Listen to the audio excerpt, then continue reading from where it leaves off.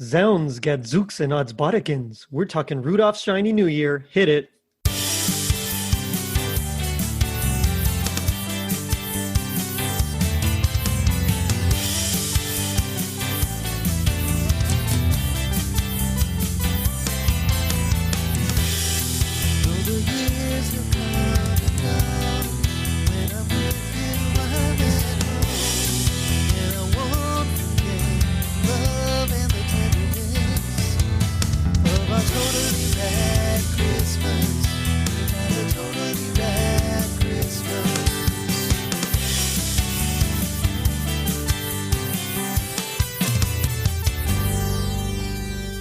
It was 1984.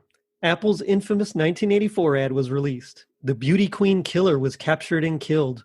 Breakfast TV started in the UK, and Rudolph's Crazy Island Adventure was once again back on TV. I'm your host, Jerry D, with another episode of Totally Rad Christmas, the podcast that talks all things Christmas in the 80s. Toys, movies, specials, music, and fads. If it was gnarly during Christmas in the 80s, we got it covered. Now joining me is a very special guest. You'll know him as the host of the Way Awesome Weird Christmas podcast, Craig Kringle. Craig, how's it going?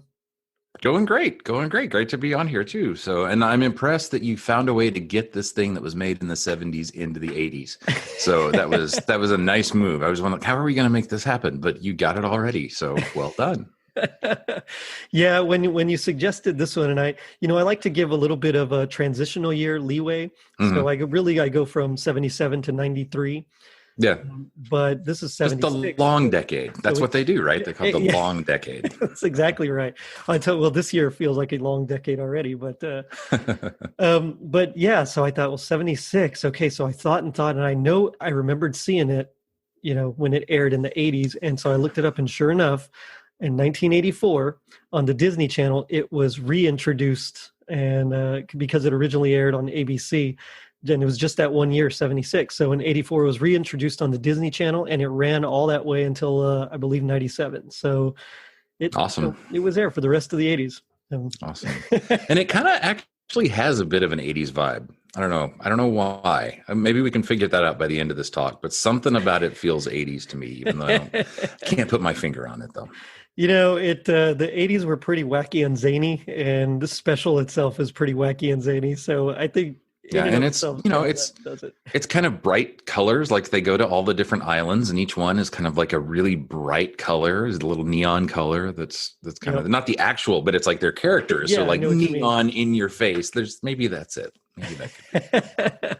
Well, I could definitely see it at home with Transformers and Voltron and all that kind of stuff as well. Mm-hmm. I mean, it's got that kind of out there vibe, and it's got the main character that you root for, but he's also kind of got a little supporting team. So to me, it fits perfectly with those Saturday morning cartoons, especially of the Hanna-Barbera type. Yeah. Yeah. And they go to all the different islands, which could be sort of like, each little play set. So it's like each one could be a commercial for a new line of toys that you got to get. Like you got to get the 1776 guys. You got to go back and get the Fairy Tale Land guys. And got to get the dinosaurs from. I would definitely want the dinosaurs, and I would definitely want the 1023 folks. But I don't know if I'd really be into the 1776 ones, honestly, as a kid. But you know how that goes. So what's your general history or what are your just thoughts about this one in general? Well, I'll be honest. I don't remember seeing this when it originally aired. I don't remember it from a kid as being, or I don't remember it as a kid. What I do remember is one of the first Rankin Bass collections that I got. It was one of the B-sides or one of the third or fourth discs that was in the thing. And one of my older kid just liked it. And so we would kind of have it on repeat a lot. So it's more my child's childhood memory than mine.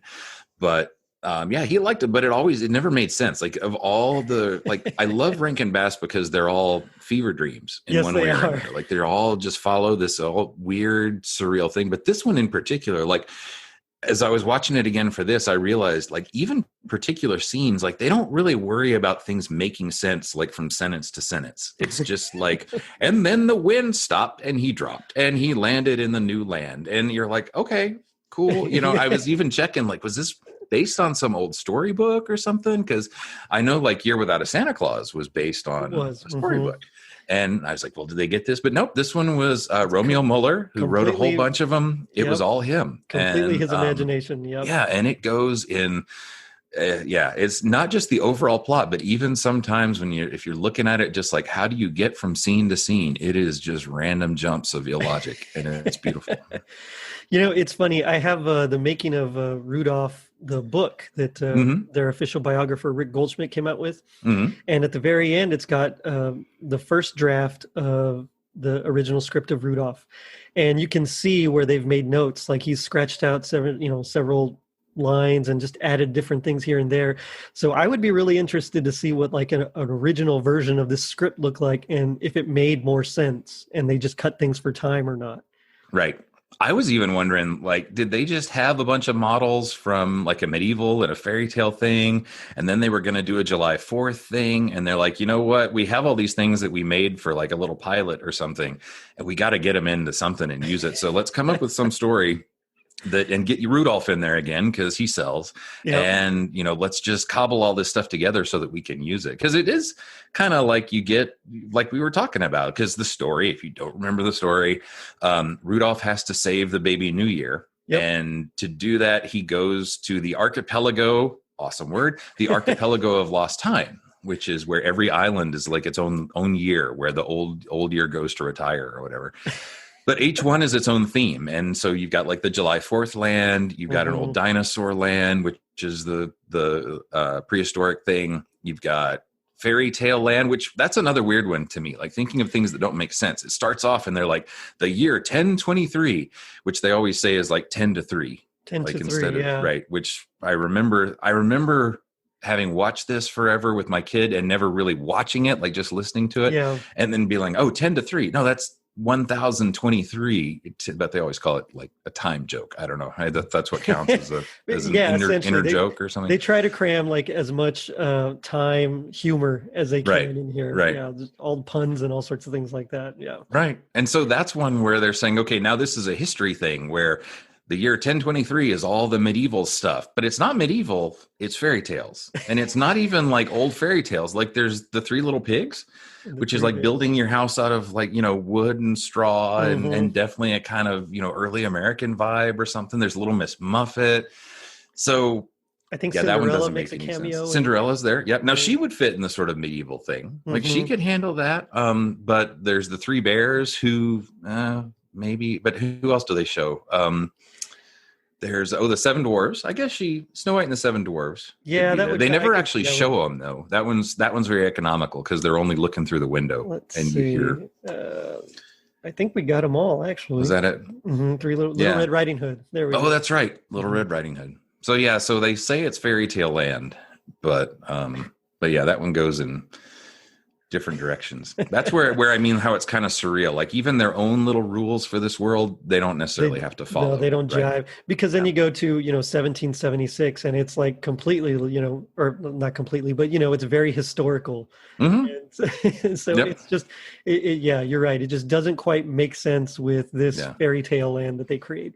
But I guess if we can believe that there's a reindeer that talks, that can fly and all that, why not throw in that kind of a, I don't know. Yeah. I love too when he lands on 1776 and he gets caught on a kite and he goes down and you're like, oh, cool. It's Ben Franklin. And he's like, I'm 1776. Yeah. And you're like, oh, I thought you were Ben Franklin. But and then they call him Sev, Sev the rest of the time. Yeah. Yep. Yeah. There's a lot of that. Same thing. I loved the Knight, Sir 1023, especially because he's played by the Riddler, Frank Gorshin. Yeah. So that's just kind of really cool. But I always loved his look with, the long beard that just doesn't quite fit. Sticking out of his helmet. Yeah, somehow.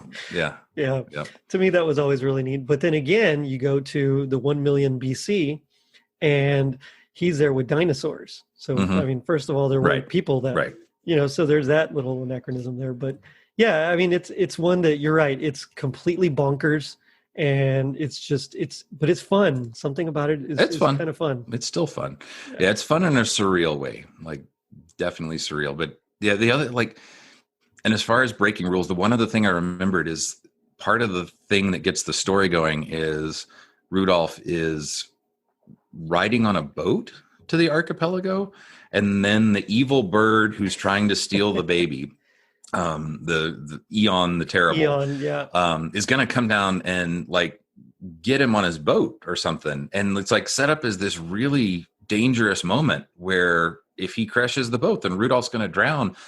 But Rudolph can fly. Rudolph can fly. Yeah, it really doesn't. And so, but instead then a giant whale comes and saves Rudolph and lets him ride on him. But yeah, it's like for that part, they forgot that he could fly. And then there's another one where they're like climbing up a mountain and Rudolph could have just flown up. But it kind of makes me wonder. So to get to the archipelago, because it's kind of like, this lost yesterdays or whatever, do they have to sail there? Is it kind of like, like the Undying Lands in Middle Earth, where you have to sail there?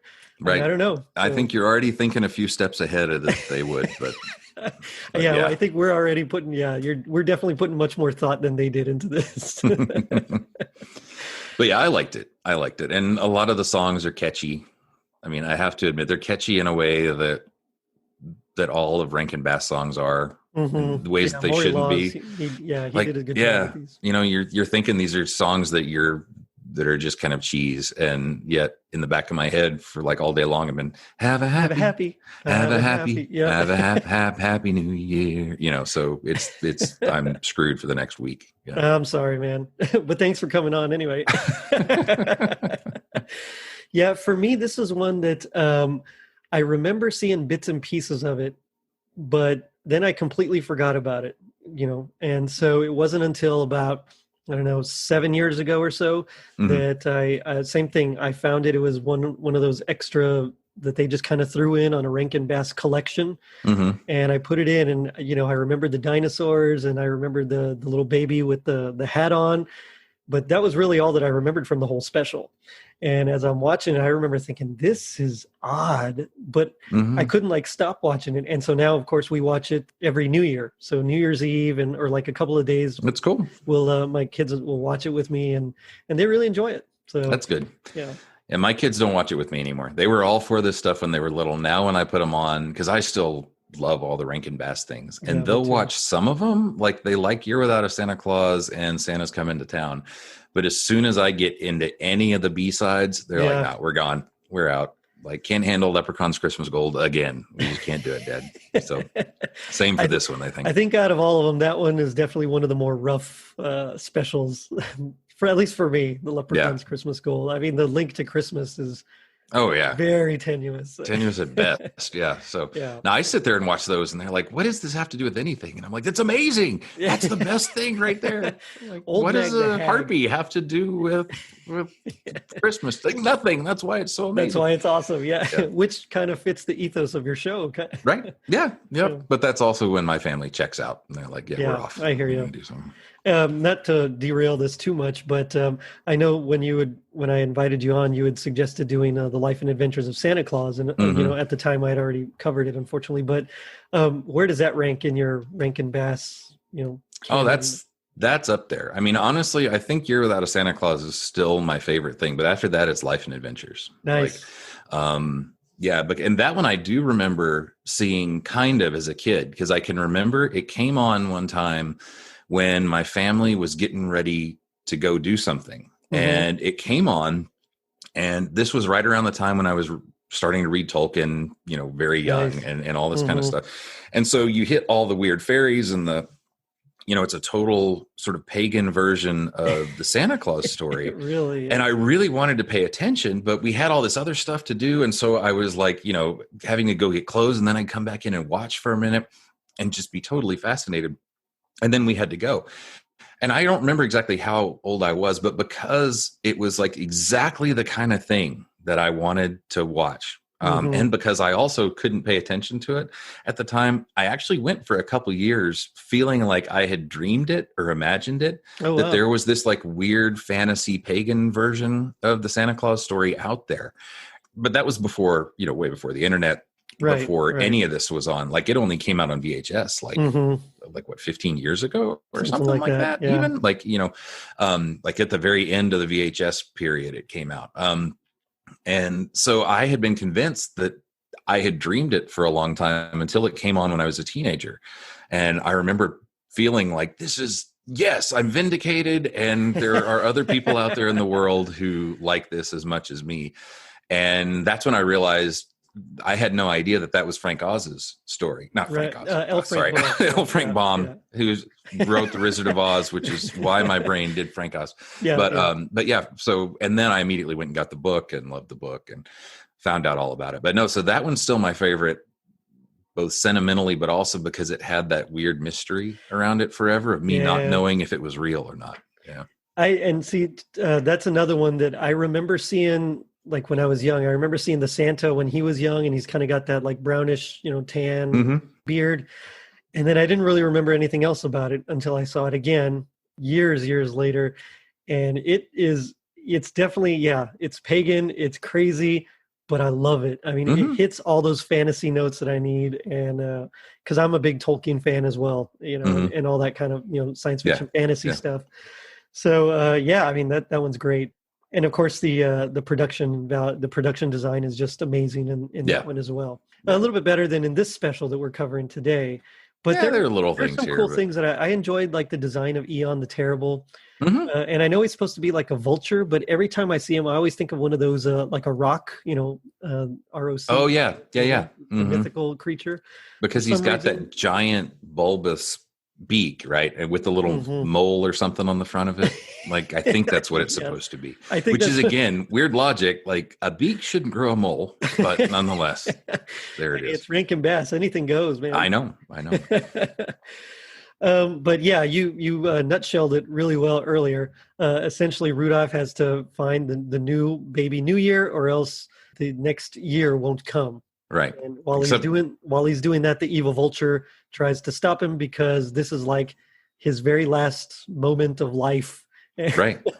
So the one thing we didn't say though was why the baby is missing and why he's run away. We didn't explain that part. No, you're right. And it's because he has ginormous ears.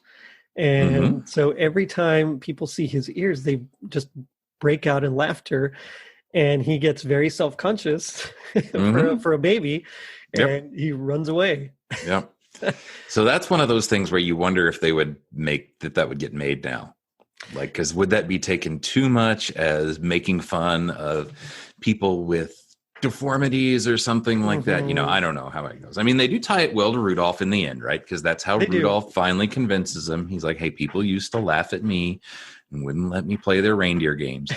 But but he gets in there. But it is kind of funny how, like, I love how, like, cruel everybody is. Like, whenever he takes his hat off, like, nobody takes even a half second to stop and, like, hide their laughter. Like, everybody in this thing is just full on, ha, ha, ha, that's the funniest thing I've ever seen. Your ears are amazingly huge. Which is funny because he's got like this great big blonde, afro, essentially, just this big, mane of curly blonde hair, and it really it kind of even hides the fact that his ears stick out a little bit. So if he didn't have so much hair, I wonder what they'd really do.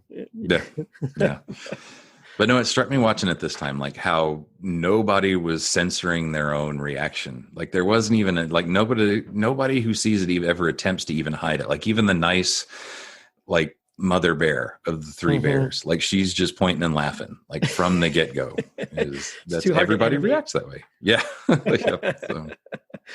But this is one of my pet peeves, essentially, where continuity, because different companies paid for these different specials, and so it's a lot of it is like retroactive continuity and things like that, or they hadn't planned on making things connect, and then they all of a sudden create a new story and hey, it's connected. But it starts off with Rudolph again young, so at the end of the very first one, he's got the full grown antlers and everything. He's 8. But for some reason, he's back to just being a younger Rudolph. Yep. I mean, I know why externally, but internally, that's never given any logic. So my own little comic booky fantasy brain likes to think of it as like a multiverse. And so in this particular universe, he didn't quite age before, but that's the only way I can get around it.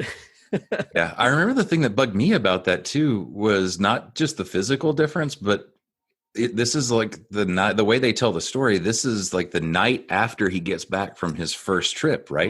That it's the very first time he's led Santa.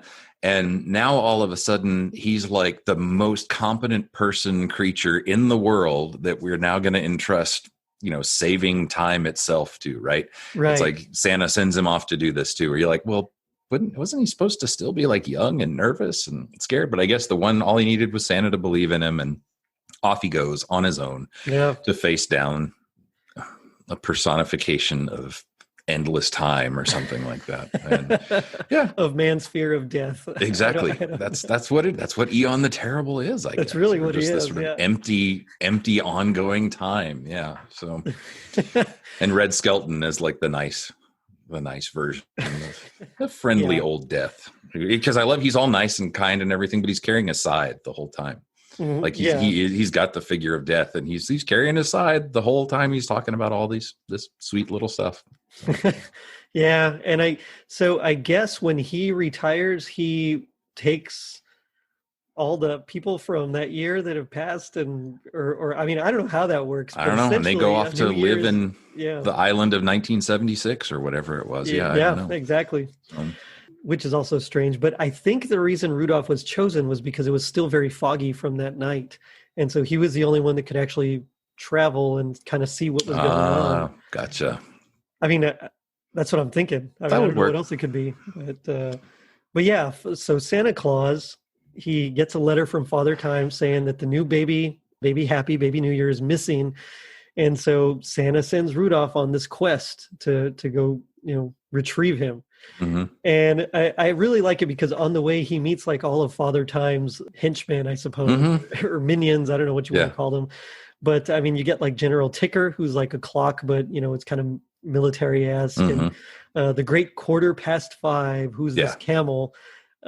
Who's my favorite. I wish he was there in the whole thing, but he was really cool. I liked him. He was a great design. Again, the timepiece, like right in his hump, it was nice. And he has this sort of jaded attitude where everything's kind of funny to him, like, which I think is cool. I just like the way they did him. Yeah. Well, and then Rudolph even wants to like call him, like shorten his name, to make it easier. And he's like, I'd rather you didn't. Right. Yeah. Yep. So just a good bit there. There's a lot of good bits. But then we get, let's see, the name of that whale. I have it written down here. Oh, it's Big Ben. Big Ben. Isn't he? Yeah. Yep. Yep. And he's got a big clock on his tail. Exactly. Yeah, he's never really explained. He's just like a whale with a clock on his. I'm assuming he kind of works for Father Time. Right. Just because he's got a clock in him. I don't know what else to think about that. But yeah, there's all these really cool things. And so Rudolph, he travels, the sands of time and makes it to Father Time's place. And he kind of gives him the lowdown on what's, baby happy and all that. And so he says, all right, we kind of think he's going to the archipelago, and go ahead, go follow him, please. Take it. Yep. Yeah. Yep. Otherwise, next year won't come. But watch out, because there is a giant vulture bird that's, going to die when the new year comes, because he can only live for an eon, hence his name, and it ends this year. So watch out for that too. I really enjoyed his design. Yeah, he didn't. I mean, I wish he was a little more menacing as well. Like, I would have liked to have just a little more, like maybe sharper talons or something. I don't know, just anything to make him just a little more fierce, I think would have really added to it. He does kind of have a creepy screech at least. But when you actually see him, his face is all round and bulbous and things. And so he looks more kind of goofy than really terrifying. But sounds pretty bad. Well, and I think that's why he kind of fits with, or, why I said he kind of fits with like the Hanna-Barbera cartoons. Yeah. I mean, it's kind of got that style. And I know Paul Coker Jr., is the one that actually designed all these guys. He's a cool dude. I got to meet him a few years ago. Oh, cool. Really neat. But, it's just, it does have that kind of Mad Magazine feel to it, that style. And so, like I said, I wish it was just a little bit more fierce, but I get it. It's for kids, and, let's tone it down a bit, I guess. Yeah. So he is riding on that boat. Eon attacks, but he's saved by Big Ben, and he continues on his journey. And that's where he gets to that first island, which is 1 million BC, where he meets OM, the caveman. Find out that Happy was there, but he took off his hat, and some dinosaurs laughed at him. And again, he got self-conscious, and so he split. So OM, though, I wonder what you think about like the way they did his character, because he's kind of this weird, ironic, like I couldn't decide if he was like unsure of himself, because his one sort of character tick he always has is after everything he says, he goes, yes, no, and as if he's like never quite sure of what he's saying. I couldn't decide exactly what that was about. Like I don't know. Like that was the one thing that felt weird enough that I didn't even really know what they were going for. Yeah, he definitely. Like, why did the 1 million guy? Why did he have to be so uncertain of himself all the time? See, I don't know. I don't know why they didn't just make him grunt a lot more.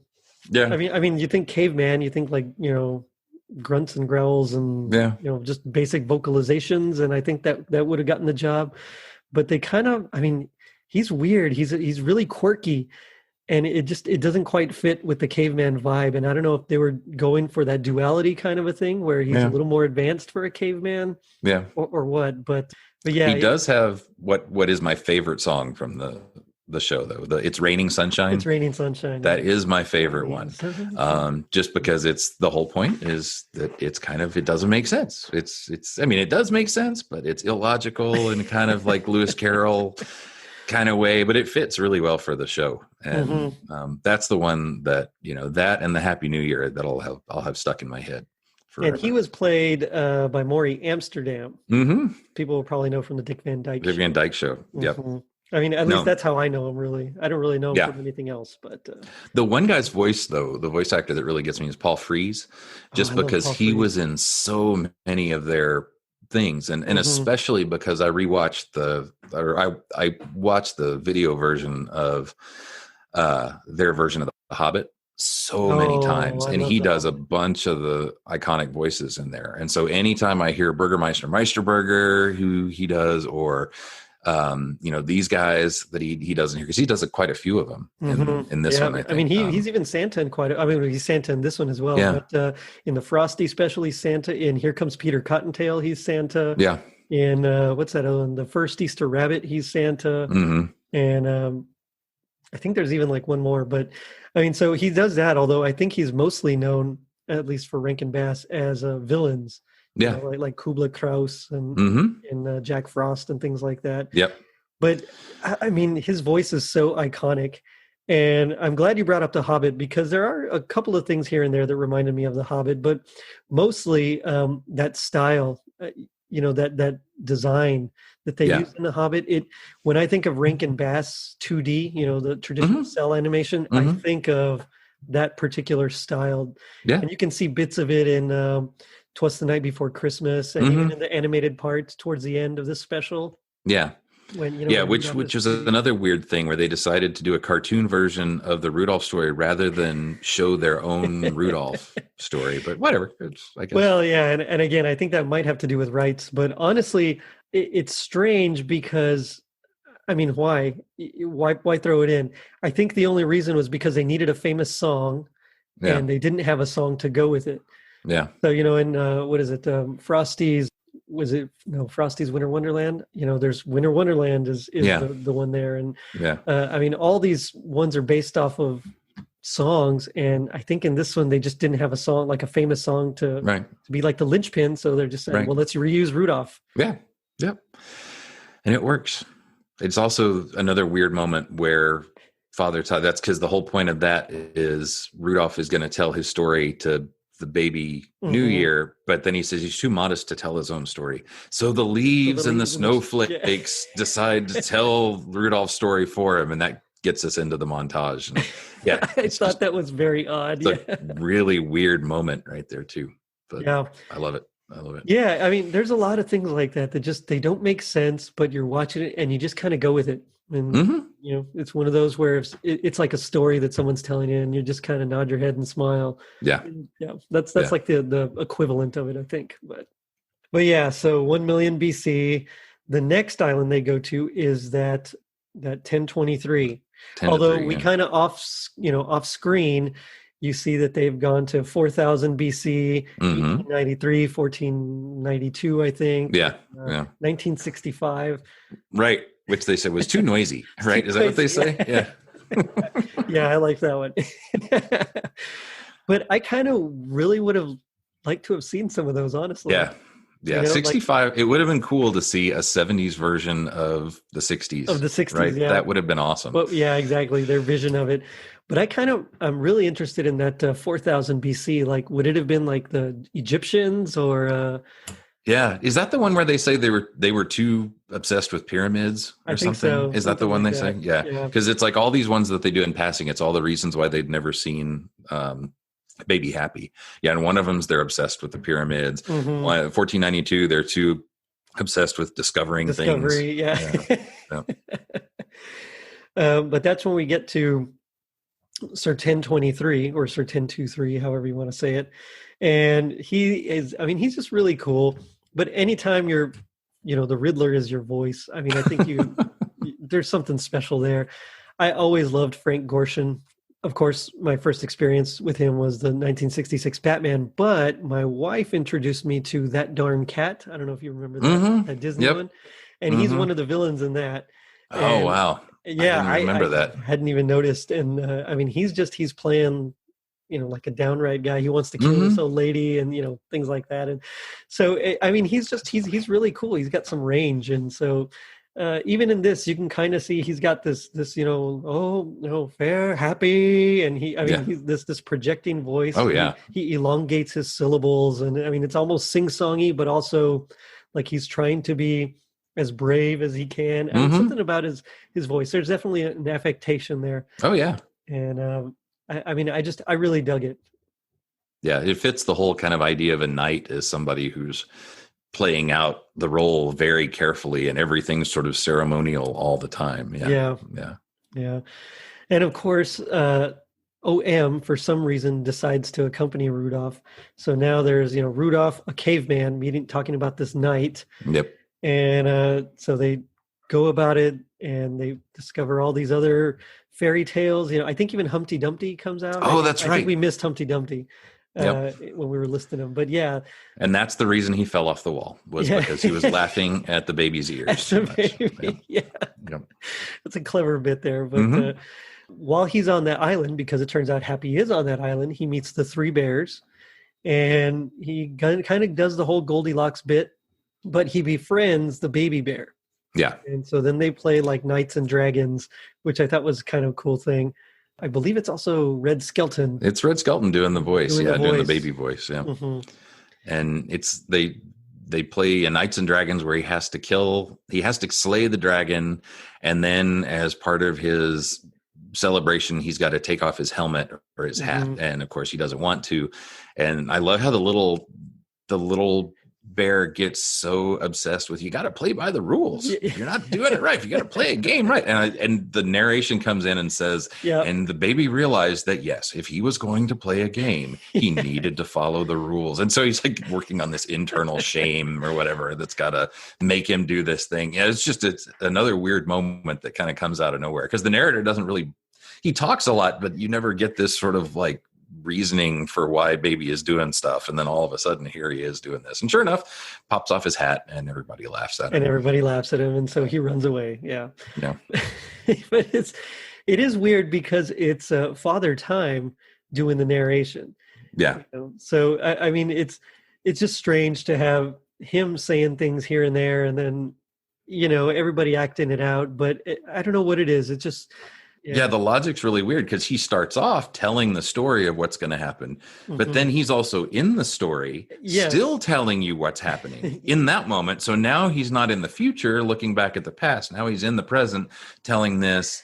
And also, so that's another place where if you really tried to be careful about how all this stuff works, it doesn't line up, which is what makes it fun. Yes, and thank you. You articulated it much better than I could. So, so thank you for that. But he runs away, and of course, Rudolph and the knight and the caveman, they see Happy, and I think Eon grabs him at this point. Is that where he's he grabs him in 1776. Oh, that's right. Yep. So they see him there, and then he takes him, and that's where they see him again over the water. They see Eon there. Big Ben decides to shoot out a big from his blowhole. Yeah. And so then he drops the baby, which again, Rudolph freaks out and he's like, he dropped him. And I'm like, just go fly and get him. Yeah, you can fly, man. Right. But they just watch him. But then all of a sudden his hat works like a parachute and he floats away on the wind for apparently 24 hours, right? Like they say that it lasted a whole day that he was flying in the wind. That's which was some an win. odd detail. Yeah, just to throw in there that the baby's holding onto his hat for dear life for a day. Yeah. Although, my daughter, she's almost 2, so she's about 4 months shy, but she does have a kung fu grip, so I can believe of I get holding onto that hat. I was even thinking about, like, have you seen those pictures of like newborn babies where they have the grip? Yep, and The grip reflex. And so maybe that's it, right? He just had the grip reflex on the hat, and so he was just holding on. Yeah. So which it really totally makes me sense. wonder, how old is Happy? I mean, he's a baby, but what kind of baby? Happy enough, I mean, old enough apparently to feel shame and disappointment in other people and, broken friendships and things like that. Yep. But he can't walk really. He's still got to crawl. He still crawls, and he doesn't speak yet. Right. So, I don't know. Maybe 8 months. I don't know. Hard to see. But I got obsessed and I rewatched it a couple times trying to figure, because there's one little montage where they show a baby time growing up into the old father time, and they have and they have the different months there. And I was trying to figure out, like, okay, because it's like he goes baby, toddler, young man, and then he jumps to middle age really fast, and then he's old for a long time too. So again, I was spending way too much time trying to actually see which month would account for which version of a person. But I mean, stuff like that, those little details, it's really what makes or breaks a special. And in this case, they're just crazy, but I mean, they're really interesting as well. And so, I mean, I get it. I completely get it. And this one, I mean, I know I keep saying it's weird and whatnot, but I really like it because they spend, even though they break all the rules of the world, they actually spend a lot of time like creating details. And I mean, the sets in this are really, really quite detailed compared to some others, like especially when they're in the fairy tale land. There are some scenes where there's some real depth to the sets for these things that in a lot of times Rankin Bass shows don't really get. Like usually it's more like a stage where there's something right there. But there are some things here, like I remember the little piece, and it's just for the 7 dwarves, I think, that you don't even see the dwarves, and it's like 15 seconds at most of this thing. And there's a ton of detail in this forest setting, and the little, like there's a picnic place before you see the house that the dwarves live in. And it's really amazing the work they did for this tiny little throwaway shot. I wish that they hadn't shut down, because I would have liked to have seen what they could do like nowadays. When you see stuff like what is it, The Corpse Bride and Nightmare Before Christmas, and you see how advanced that is. I mean, I really would have loved to see what Rankin Bass could have done. So it's kind of a shame, but I've always thought it'd be fun to see them do a Lord of the Rings. Like let Peter Jackson decide, and now I'm going to do a claymation version or a stop motion version of Lord of the Rings. That'd be pretty cool. Let him work with Rankin Bass. I am excited for the Amazon show, but I kind of wish they had done the Silmarillion instead. And isn't it supposed to be like stories of Aragorn? Is that what it is? Okay.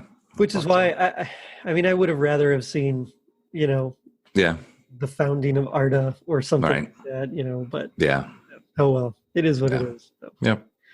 But so they make it to the island of 1776.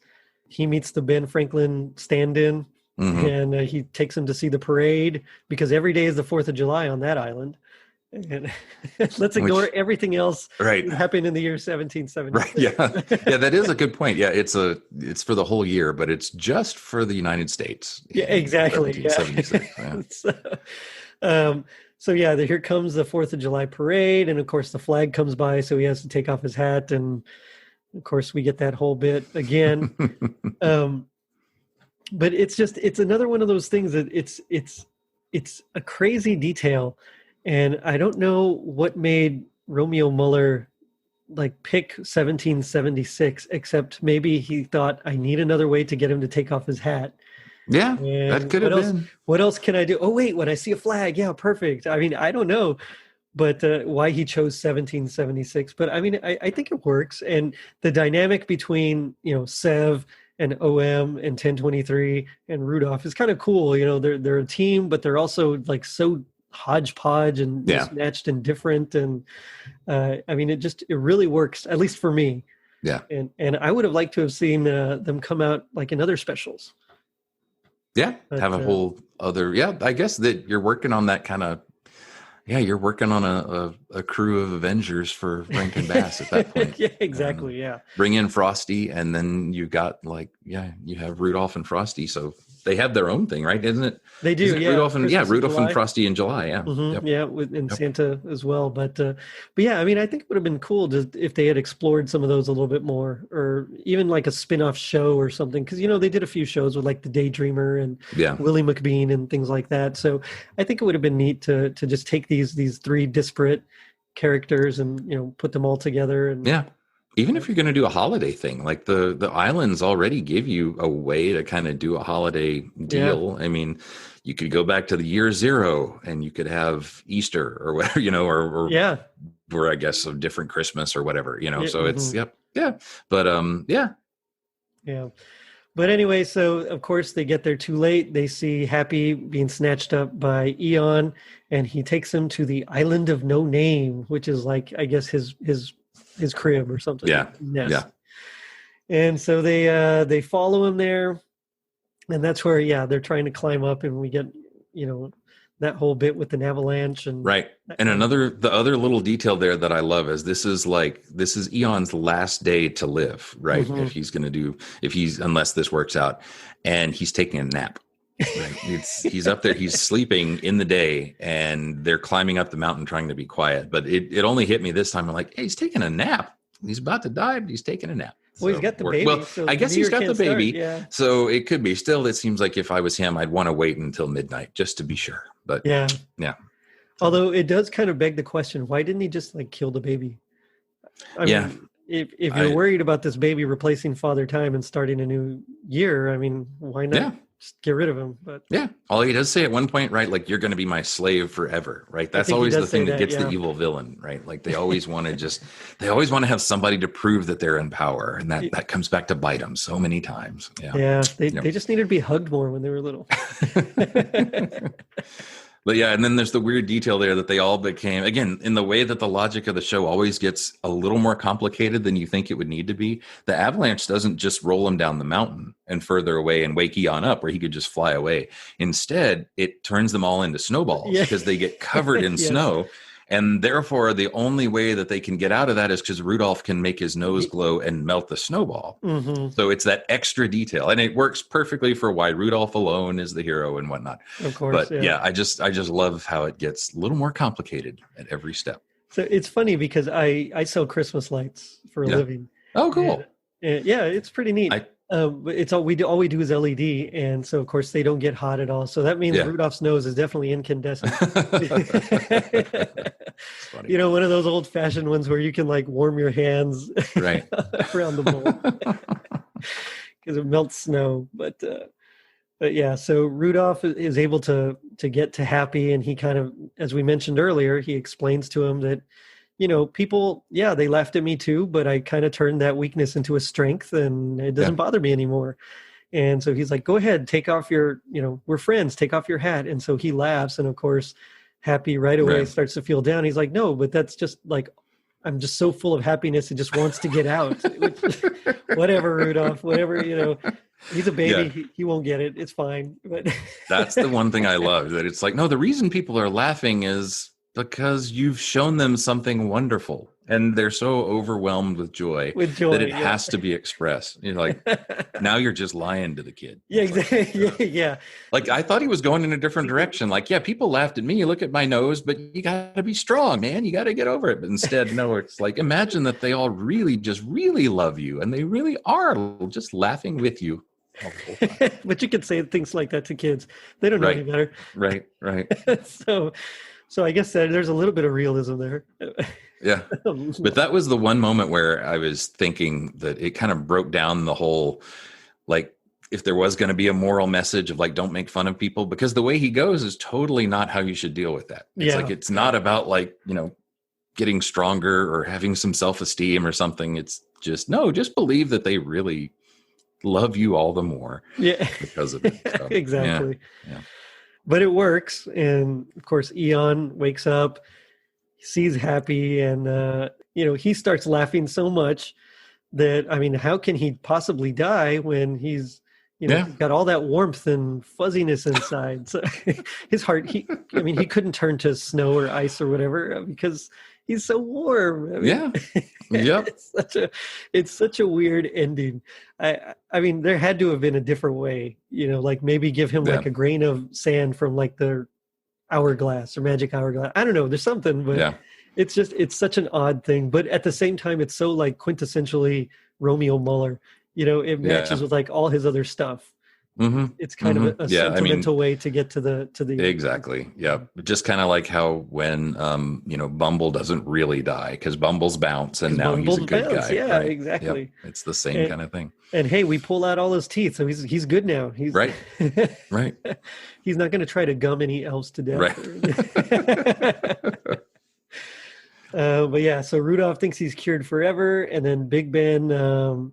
His tail is I don't remember if it strikes midnight or it's almost at midnight, but essentially Santa's there and he snatches them all up and takes them back to Father Time. And hey, it's happy ending for everybody. Yeah. And I do like the added thing that Father Time doesn't die at the end of the year, right? Like he goes off and lives forever in his own little island is apparently what they say, which, so at least you don't even have to worry about Red Skelton. Yeah, exactly. Which kind of makes me wonder, like, who's he going to take with him? Like, how is the island populated? You know, because it'll be, I assume, 1776, I suppose, or 1775, or 1975. What happens if you're one of those people who has to, like, celebrate July 4th every day for eternity? Oh, man. Is that your purgatory? Or I don't know. I don't know. But yeah, so that you're right. That's a cool little bit. And of course, this one to me, it's definitely more of a New Year's special than a Christmas special. Mm-hmm. But they do tie in Christmas a lot because they retell Rudolph. They sing the song. Yep. Santa comes out. But at the same time, it's definitely about the new year. Mm-hmm. So for that reason, that's why my family and I like to watch it, closer to New Year's. That's cool. Yeah. That's cool. Yeah, and it's weird because a lot of the stuff that they did later, like the Leprechaun show or even Jack Frost, like they start to get kind of tangentially related to Christmas. Mm-hmm. But so this one they just finally did a different holiday, which seems better, seems more appropriate. Yeah, I would have liked to have seen like just more holiday specific. Like I think the Leprechaun's Christmas Gold would have been perfect for just a St. Patrick's Day special. Yeah, I've always wondered why they didn't do that. Like why was it? Unless it was just the executives and the marketing polk at the network were like, no, we need another Christmas show from Rankin Bass. Yeah. Yeah, could be. I mean, honestly, that sounds like very, very plausible. Yeah. I don't know. But I think it would have been cool to see like a Valentine's show or another Halloween, a Halloween one instead. Because I know they had a Thanksgiving one, I think. And then they had a few Easter ones. But yeah, the Easter ones I remember. I don't remember the Thanksgiving one. I got to look that up now. I'll have to go find it. Wasn't the mouse on the Mayflower? Oh, that's right. Yep, that's right. I'd forgotten about that one. Yeah. But I just think it would have been cool to see some other holiday ones by them. We kind of see Halloween a little bit in Peter Cottontail. Yeah. But and we did kind of get our July 4th special. I guess we got Mad Monster Party. Yeah, that would work for that's Halloween-ish. Yeah. But yeah, of course, they're like, have a happy new year, and then of course Rudolph adds, and may it be shiny too. Yeah. Wink, wink. Yeah. Throw it in. Yeah. Yep. Just two on the nose. But yeah, so this has been shown pretty steadily on ABC Family, although I think the last year or two it was on AMC. They ended up taking over a lot of stuff when Freeform, not ABC Family, they changed a couple of years ago. I don't know, something with contracts, and so AMC kind of took over, but I think Freeform's actually getting it back this year, although cool. I'm not sure for certain, but very cool. I got to admit, I've gotten away from sort of even watching like the ABC Family stuff. Like I'm so on demand, just like I'll watch my disc or I'll pull it up on which the is other pretty thing. much what we do too. Yeah. Same thing. It's only if there's one that I don't have that I'll actually tune in for that. Yeah. Yeah, because there's a few that I don't have. The Life and Adventures of Santa Claus I actually don't own, which is a shame. But did that one ever come out on DVD? I think it did come out on DVD. Okay. I don't recall. I mean, I know it for sure. It has not come out on Blu-ray or anything like that. which is a shame because I'd really like to see that one remastered. Just gone through some sort of remastering process. I think it would be pretty awesome. Yeah, I know I have. I mean, honestly, I've got the old VHS cassette, but then I have a digital copy that I know I got back from the Napster days even. Nice. I remember it had been downloaded, and I have that. It's on a DVD now. That's what I watch if I want to watch that one. That's cool. I know the whole thing is also on YouTube. Yeah. Mm-hmm. Yep. So, yeah, most of them you can find either YouTube or Daily Motion or Vimeo or something like that. Yeah, things like that. But I try to own them if I can, but I just wish more of them were on Blu-ray or 4K. I guess now, whatever it is. I don't even know. But yeah, I'm surprised they're so popular. I'm surprised Rankin Bass hasn't just come out with a full thing of all of their stuff because there are a ton of people who would get them. Oh yeah, imagine. I'd pay a lot of money for it. Because I mean, every year they like repackage the same ones in slightly different ways, and I mean, there would be so many people who would love to see all of them. I mean, and I know a lot of it has to do with rights issues. That's what I imagine. Yeah, because there's I believe all the ones up until 74, 75 are the ones that actually are owned by one company, and then someone else owns all the rest. Gotcha. And so just trying to get it all worked out, I guess, is just more than they want to do, which is, I hate when things like that get in the way. I mean, that's just the completist in me. So, but it's definitely one I think you can watch honestly at any time. Like it's not one, like if you're someone who feels like you can only watch Christmas things around Christmas, this one doesn't have enough of a Christmas unless just actually seeing Rudolph feels too Christmassy for you. Otherwise it's just a good surreal romp at any time. Yeah. And I've even watched it like in May before, May and June, and not even, Christmas and July. I just felt like watching it. So I threw it on, kind of a thing. But which I find, especially this year, I found a lot more that I needed as much Christmas and craziness as I can get, which is kind of bad when, a Rankin Bass special seems sane compared to the craziness of the world. Yeah. But I have to ask, Craig, what would you say is your happiest like memory or moment of this special? This one is the happy. If I'm going to get all sentimental, it's like I said, my oldest son really liked it when he was little, and he would sing the songs, and and he didn't care. He just liked Rudolph. Like he wasn't paying attention to all the stuff that I liked in it, but just seeing him have fun with it and just sing the little songs. I mean, as both my boys are now older, and one looks like a man, and another one, is just about to be there. It's fun to remember those little boy times. So. That's my warm, fuzzy memory of that one. Right on. Yeah. I hate to sound like I'm copying, but that's pretty much mine too. Just sitting down and watching it with my kids, and just their eyes wide and their mouth, their jaw dropped. It just, I mean, it's great. And knowing that they like the Rudolph and the stuff that I kind of like is there's something to be said about that. And so I quite thoroughly enjoy it. So. Yeah. But now we come to my favorite part of the podcast, which is a little segment I like to call Gag Me with the Spoon. So this is where we do our best impressions of our least favorite part.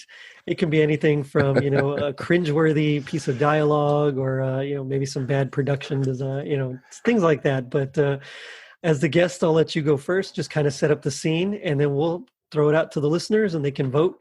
And the winner gets a totally rad Christmas sticker, unless I win, in which I get nothing. So but I'll do this. Far, I have not won, so your chances are good. Good. Well, I hope I'm not stealing your thunder because this is actually a 10-3 thing. There's one moment when they think they've lost Baby Happy again, and they're on the boat, and it's sort of like each character is having their moment of despair so that Rudolph can come in and be the positive cheer one everybody up. Yeah. But 10-3 is sitting there, and he's sort of choked up, and it's only like 3 words, but he goes, it's hopeless. And it's this total scene chewing screaming of one word. And it's even kind of hard to tell if he's saying hopeless or helpless, and I think is it actually helpless that he's saying, I think? I thought it was hopeless, honestly. I thought so too, but then I think Rudolph comes in and says, no, we're not helpless. So yeah, I don't know if they decided to change. He does say that. But it does sound more like hopeless than helpless. Well, so that's definitely the moment for me that really is, it kind of takes you out of it too, because you're like, that is an extremely loud screamed word. So. Well, if we get to see Frank Gorshin in the afterlife, we'll have to ask him. So for me, it was, Rudolph has been told about how people were making fun of Happy by Father Time. And I thought this part was kind of ridiculous. It's the only line that really made me cringe. And he says, and I'm going to try to do my best Billy May Richards here, although I'm probably going to fail. But he says, I bet they called him names and wouldn't let him play in any New Year's games. Yeah. It's like, what? Yeah. It's like, good callback. Good callback. Yeah, Rudy. exactly. Oh, maybe in the hands of a more seasoned writer, right. That could have been handled a bit better. But yeah, I think overall, it was hard to find a spot that I really disliked. Just it's so fun and crazy, and that I kept wondering what's going to happen next. When I saw it again after all those years, and it's just I love it. I really do. That's cool. That's very cool. Yeah, me too. Right on. But I have to ask, G.I. Joe, they taught us that knowing is half the battle. So what would you say is the other half? It seems like you're getting for this one set up to, have some message about, self-esteem, or don't care what other people say about, if they laugh at you or something like that. But it's really not that at all. Like, if there's a message to this show, then it's not that knowing is half the battle. It's that you just believe Rudolph's insane optimism, and all things in the world will randomly turn out good.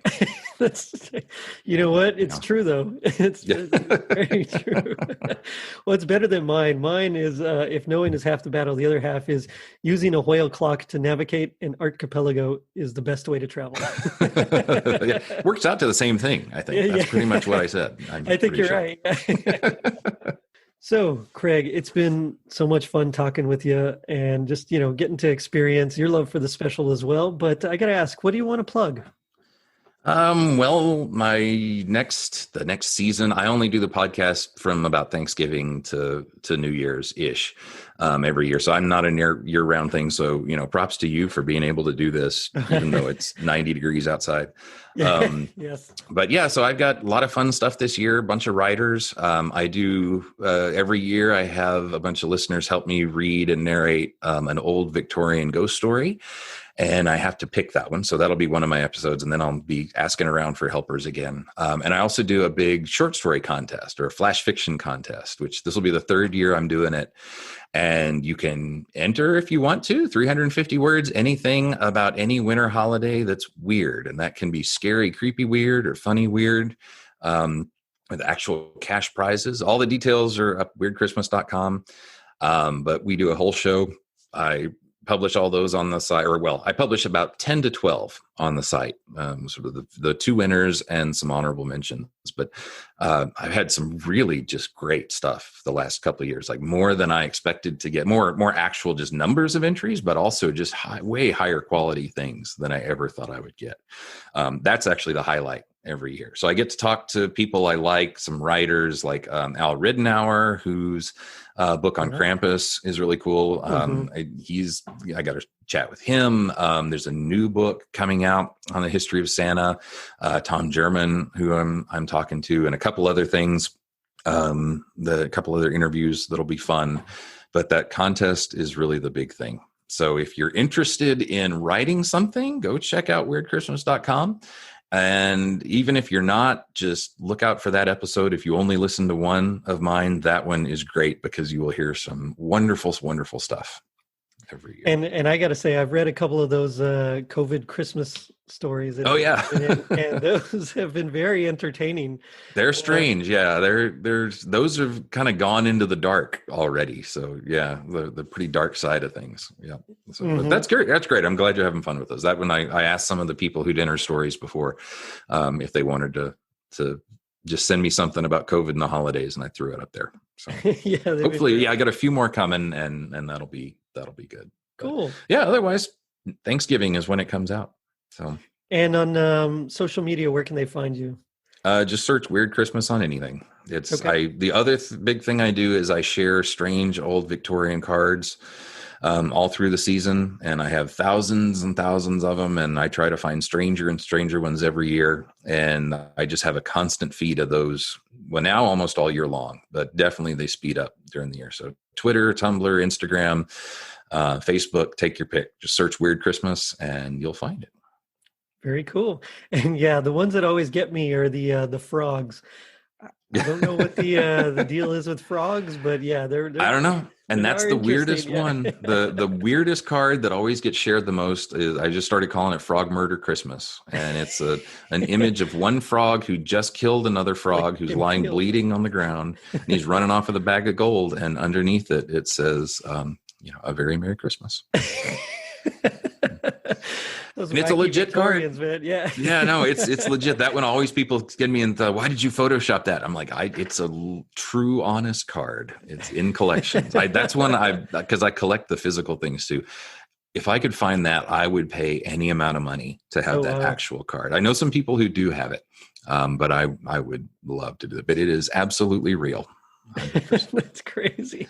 But congratulations to you for starting up this thing and getting it going, because you got a lot of a lot of people have been on, and it's fun to listen to, and you get a lot of good stuff. And congrats for keeping it going so much too. Oh, well, thank you. That's the hard part. I don't know how long I can keep it going since it's only about the 80s, but I'm going to see what I can do. Just remember the long decade, just little 70s, a little 90s in there too.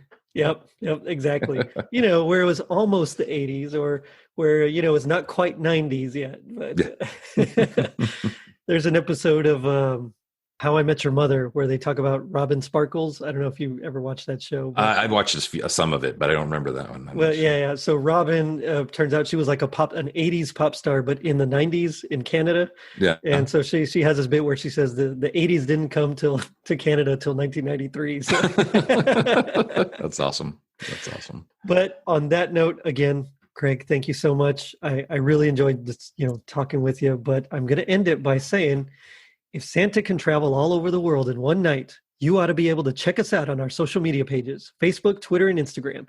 And if you're feeling like you can stop time so that a big giant bird doesn't turn to ice and snow, then leave us a review on iTunes. Not only does it help us reach more people, but you also get a free sticker. Now, don't forget to vote. Later, dudes.